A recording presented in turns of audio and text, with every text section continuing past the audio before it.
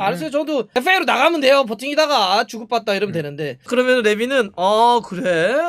너 몇 년생이지? 93년생인데. 그래. 이제 한국 나이로 이제 30이네. 그럼 너 24년까지 꽉 채우면 이제 한 32살 되겠다.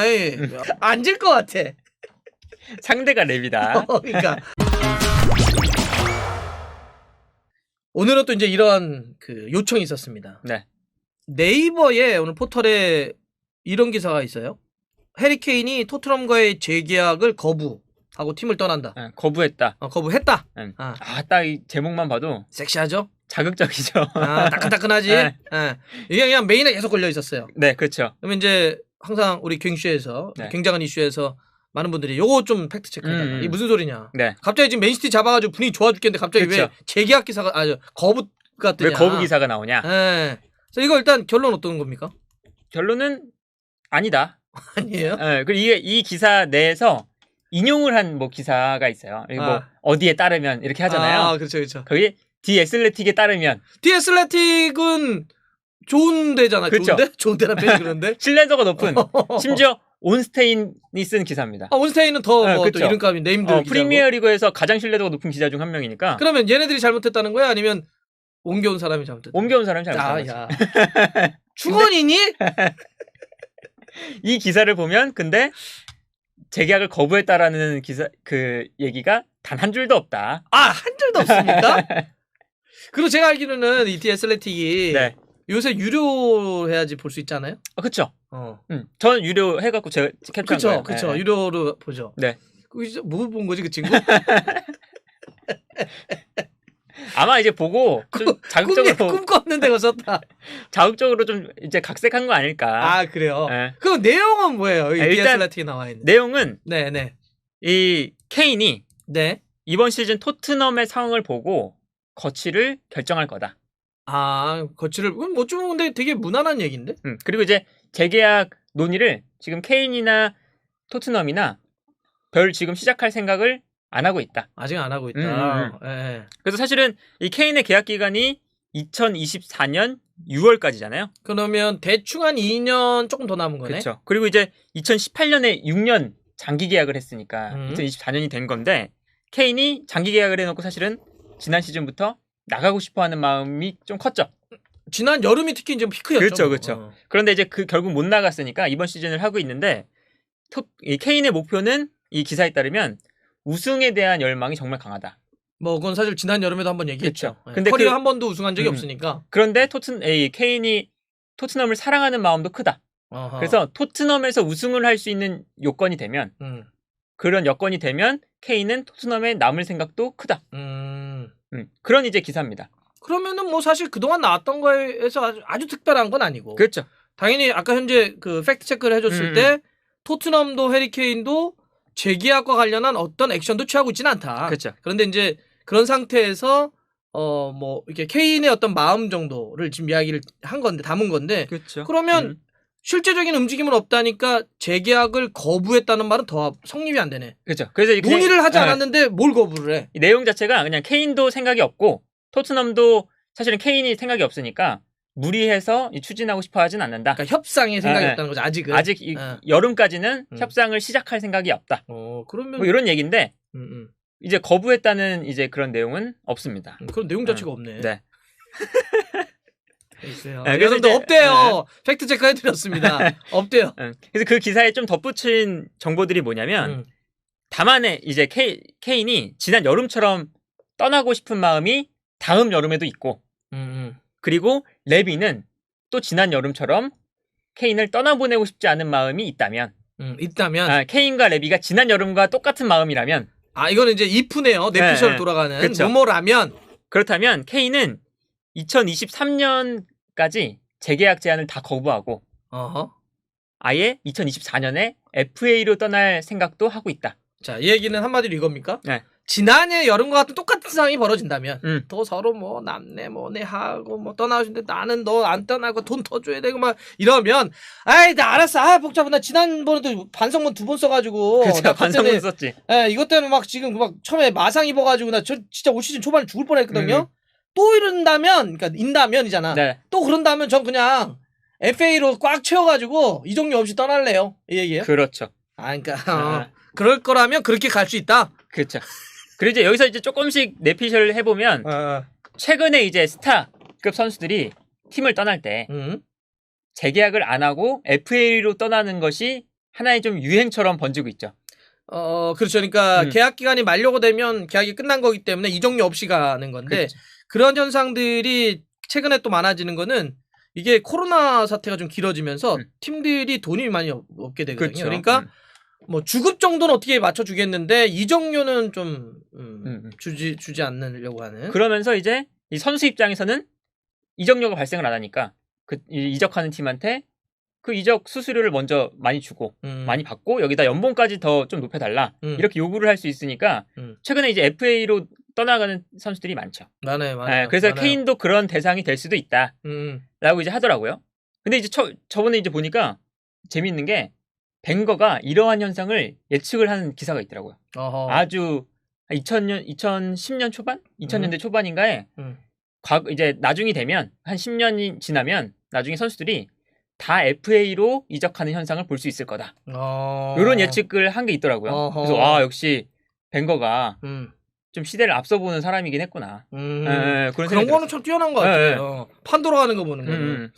아무튼 그런 이제 지금 이 온스테인의 기사는 그런 내용이었습니다. 오케이 이해했어요. 그런데 여기에 더해서 또 재밌는 기사가 있어요. 케인에 대한 기사가 하나 더 있는데 로마노가 네. 이 지난 여름에 맨시티가 토트넘에게 어떤 제안을 했는지 내가 밝히겠다. 이제 뒷설 풀어주겠다. 그렇죠. 지난 여름에 도대체 왜 그렇게 난리가 났던지. 일단 이 로마노가 이야기한 거는 토트넘이 어떤 제안을 해도 팔 생각이 없었다. 라는 겁니다. 그러니까 레비가 쉽게 한번 그래서 지난 여름에 맨시티가 케인의 이적에 대한 주제로 토트넘을 4번 정도 컨택을 했다고 합니다. 구체적으로 4번. 야, 그 로마노도 어떻게 하나? 그리고 4번 중에 이 2번은 구체적인 이적료를 제안을 했대요. 그리고 그 제안한 금액이 1억 5천만 유로. 2천억이 넘네. 그쵸. 2024억. 저기다가 플러스 알파. 그런데 안 받은 거야? 까지 해서 2번을 제안했대요. 근데 레비가 전혀 팔 생각이 없었다. 레비 무슨 생각하고 있는 거지? 그러니까 정말 3천억을 줘야 된다는 거야? 레비는 3천억이었던 거고 케인은 그거 보니까 이거 못 가겠는데 하니까 또 화가 났던 거고. 그래서 그때 난리가 났던 거구나. 2천억을 넘게 줄였는데. 이야 그래? 네? 그래서 뭐 이런 이제 이 로마노가 썰을 풀면서 지금 지난 여름에는 레비가 아예 떠나보낼 생각이 조금도 없었다라고 이제 이야기를 했습니다. 이거 그러면 어떻게 돼요? 이번 여름에는 물론 뭐 지금으로서는 전망할 수가 없지만 현재로서는 아직 뭐 논의가 되지 않고 그냥 어쩌면 그냥 서로가 약간 간보는 느낌도 있는 것 같아.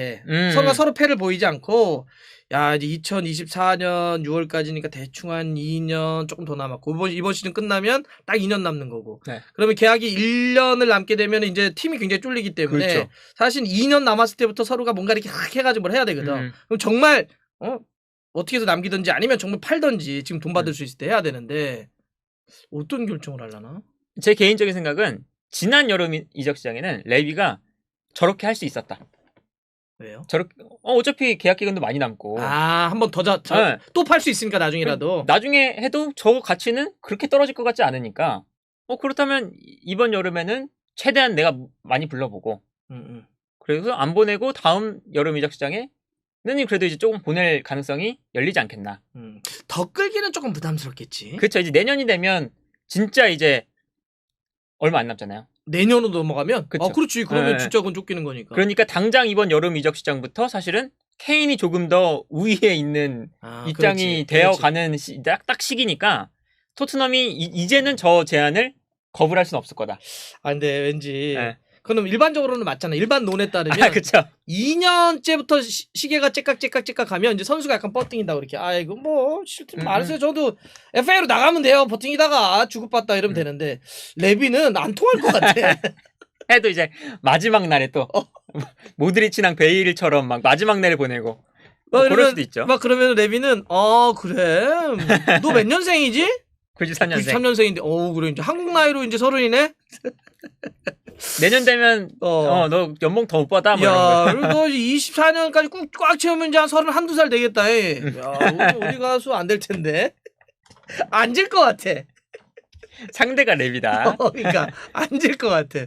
근데 만약에 네. 지금 그런 상황이 이제 그렇게 선수에게 분명히 어쨌든 좀 유리한 상황인 거고, 뭐 토트넘도 이제 좀 어느 정도 그래도 돈을 받고 좀 팔려고 한다면 이번 여름에 케인을 어떤 식으로든지 내보낼 가능성이 있다는 건데. 그렇죠. 근데 케인을 내보내려면 전제는 누군가를 데려와야 되는 상황 아니에요? 지금 그렇죠.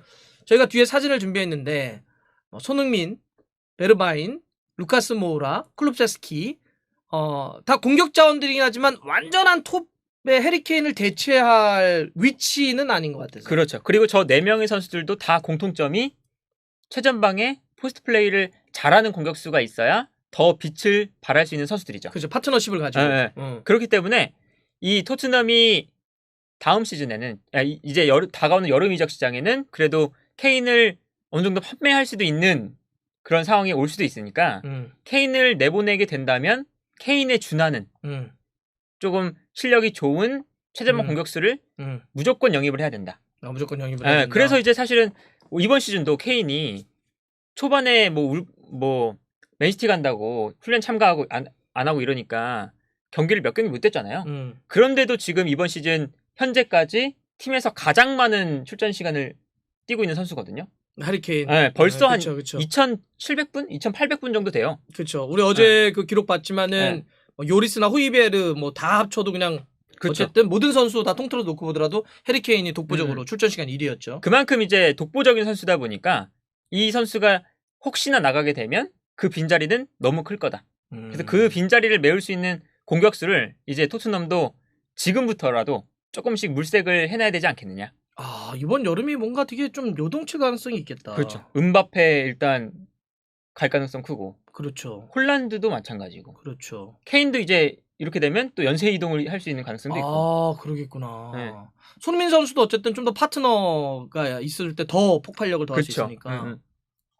손흥민 선수는 장기 계약을 해놔가지고.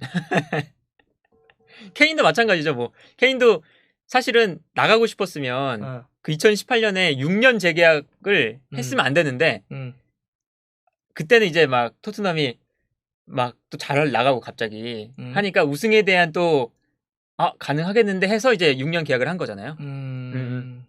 그렇게 오케이.